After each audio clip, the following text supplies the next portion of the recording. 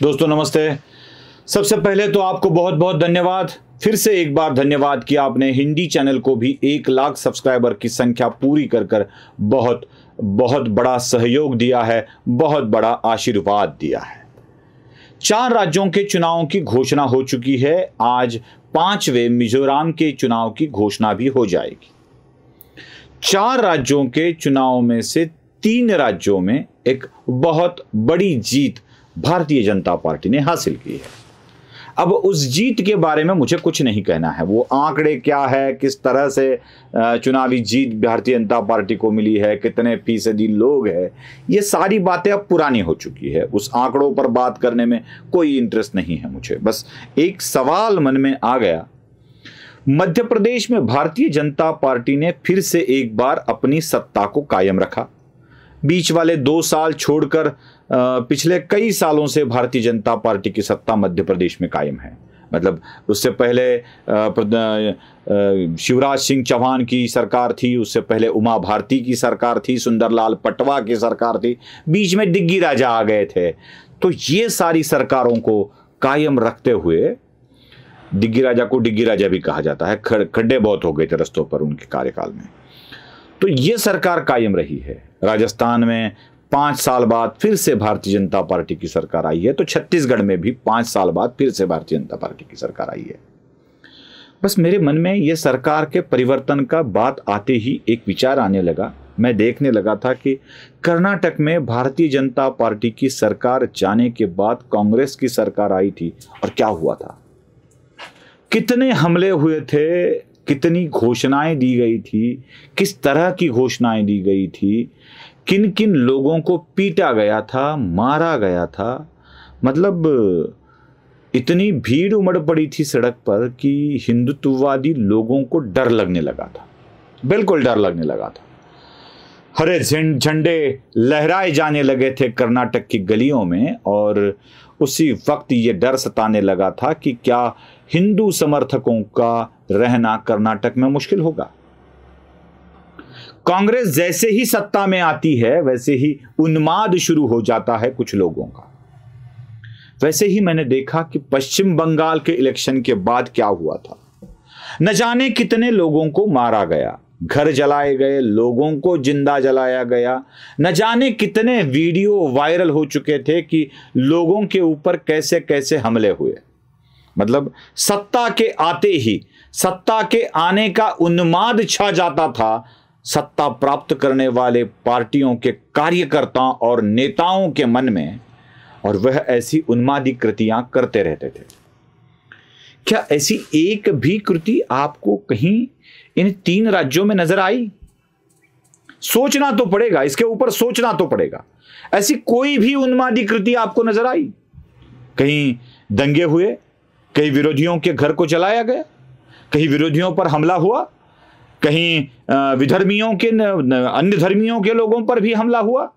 कहां कुछ हुआ दिखाई दिया?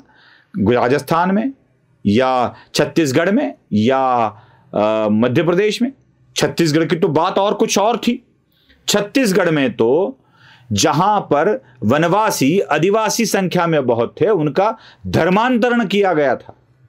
उसी धर्मांतरण के मोहभंग होने के बाद भारतीय जनता पार्टी के पीछे वो आदिवासी खड़े रहे और उन्होंने भारतीय जनता पार्टी को बड़ी जीत दिला दी। क्या धर्मांतरण करने वालों पर ऐसे हमले हुए हैं? बिल्कुल नहीं हुए। मतलब एक बात तो साफ है कि ऐसे हमले हुए नहीं हैं, बिल्कुल नहीं हुए हैं। तो इस चीज को नजरअंदाज करके हम आगे नहीं बढ़ सकते। यह उन्मादी प्रवृत्तियां आती है तो क्या होता है, हमने देखा था महाराष्ट्र में भी। ठीक चुनावी नतीजे के बाद तो नहीं हुआ, लेकिन चुनावी नतीजे आने के बाद जिस तरह से उद्धव ठाकरे ने भारतीय जनता पार्टी से रिश्ता तोड़ कांग्रेस और एनसीपी के साथ रिश्ता जोड़ लिया था, जैसे रिश्ता जोड़ लिया था वैसे ही क्या क्या हुआ इस महाराष्ट्र में हमने देखा है। हमने देखा है कि जिन जिन लोगों ने हिंदू हित की बात की है उनके ऊपर किस तरह से जुल्म ढाए गए। अनंत कर्मुसे को पीटा गया, निखिल भामरे को पीटा गया, उसको अंदर डाला गया। केत की चितड़े के साथ क्या हुआ, उसकी जान लेने की, उसकी इज्जत लूटने की कोशिश की गई। केत की चितड़े, निखिल भामरे या पत्रकारों के साथ क्या हुआ, या वह नेवी मर्चेंट के एक अधिकारी के साथ क्या हुआ। जो जो भी राजनीतिक विरोध करते हैं उन सब का बुरा हाल किया गया, सबके ऊपर कोई ना कोई केस डाले गए, यहां तक कि पूर्व मुख्यमंत्री को भी छोड़ा नहीं गया। यह उन्मादी प्रवृत्ति सत्ता के आने के बाद जिन लोगों में आती है, अच्छा हुआ उनसे सत्ता छूट गई, नहीं तो क्या होता काश पता नहीं है। बस विश्वंभर चौधरी का भाषण एक बार रोक दिया तो कितनी बातें कही जा रही है। यहां तो लोगों की जिंदगियां रोक दी गई थी। यहां तो उस सचिन वाजे ने उस व्यक्ति को, क्या मनसूख हिरेन नाम के व्यक्ति को जिंदा बांध कर उसे नदी में फेंक दिया था, मार दिया था उसे। यहां तक कि इंडस्ट्रियलिस्ट को मारने की साजिश भी हो रही थी। न जाने कितने लोगों को मार दिया गया है। पत्रकारों की गिरफ्तारी हुई। क्यों? अपने खिलाफ आवाज उठती है इसलिए। पश्चिम बंगाल में यही हुआ, कर्नाटक में यही हुआ, महाराष्ट्र में भी यही हुआ। लेकिन क्या यह इन 3 राज्यों में हो रहा है? मैं ये बात लोगों के सामने रखना चाहता हूं, क्या यह हो रहा है? ऐसी उन्मादी स्थितियां पैदा नहीं होती है, यही एक सुचिन्ह होता है किसी भी सत्ता परिवर्तन में आने के बाद। यही एक उन्मादी चिन्ह ध्यान में रखना चाहिए। और एक बात है, आप एक बात कभी देखे हैं, जिन राज्यों में कांग्रेस की सरकार थी और एंटी इनकम्बेंसी का फैक्टर आया था, मतलब हम गुजरात की बात करते हैं, चिमन भाई पटेल की सरकार बहुत दिनों से चली आ रही थी और चिमन भाई पटेल की सरकार को परास्त कर केशु भाई पटेल सत्ता में आ गए थे। केशु भाई के बाद एक टर्म के बाद एक जगदम्बिका, माफ कीजिएगा, वहीं के एक नेता ने वहां पे बड़ी ये कर दी थी, बगावत कर दी थी भारतीय जनता पार्टी के खिलाफ और बीच में सत्तांतरण थोड़ी देर के लिए हो गया था। फिर से एक बार भारतीय जनता पार्टी आ गई और न जाने कितने मुख्यमंत्री वहां पर बने। और इन मुख्यमंत्रियों ने भारतीय जनता पार्टी की गुजरात की सत्ता को कायम रखा है। बिल्कुल धक्का लगने नहीं दिया है गुजरात की सरकार को। यह बात तो हमें नहीं भूलनी चाहिए ना। आज तक नरेंद्र मोदी के बाद आनंदीबेन पटेल और न जाने 2-3 मुख्यमंत्री और बने, फिर से सरकार बनती आ रही है। एंटी इनकम्बेंसी का फटका भारतीय जनता पार्टी की सरकार को नहीं बैठा, जो चिमन भाई पटेल के वक्त कांग्रेस को बैठा। आसाम में तरुण गोगोई वाली सरकार चली गई तो उसके बाद फिर क्या कभी कांग्रेस की सरकार आ गई है? आंध्र प्रदेश में सरकार चली जाती है तो फिर कांग्रेस आ जाती है क्या? एंटी इनकम्बेंसी के फैक्टर के कारण कांग्रेस की सत्ता चली जाए तो बाद में नहीं आती है। हमने उत्तर प्रदेश में भी देखा है। पहली बार सत्ता गंवाई, मुलायम सिंह के हाथों सत्ता चली गई, उसके बाद कभी सपा, कभी बसपा, तो कभी बीजेपी, लगातार 2 बार बीजेपी। कल्याण सिंह के बाद लगातार 2 बार बीजेपी आई है। 3 बार बीजेपी ने वहां सत्ता की कमान को संभाला है।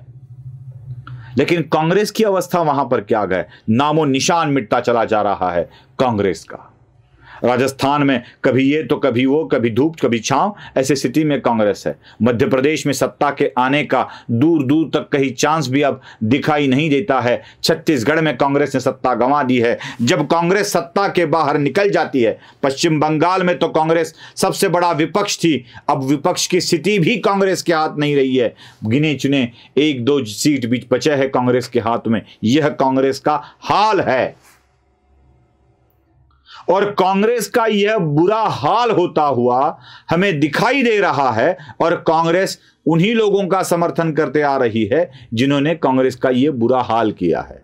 तो कांग्रेस तो खुद को संभाली नहीं संभलती है और जो लोग अपने विपक्षियों के साथ इस तरह का बुरा बर्ताव करते हैं, उन्हीं के साथ कांग्रेस जाते हुए नजर आ रही है। इन्हीं लोगों को हमें सोच समझकर अभी आने वाले अगले चुनाव में वोटिंग करनी चाहिए। बस इतनी विनती है आपसे कि यही बातों को ध्यान में रखें जब आप वोट करने निकलो। नमस्ते।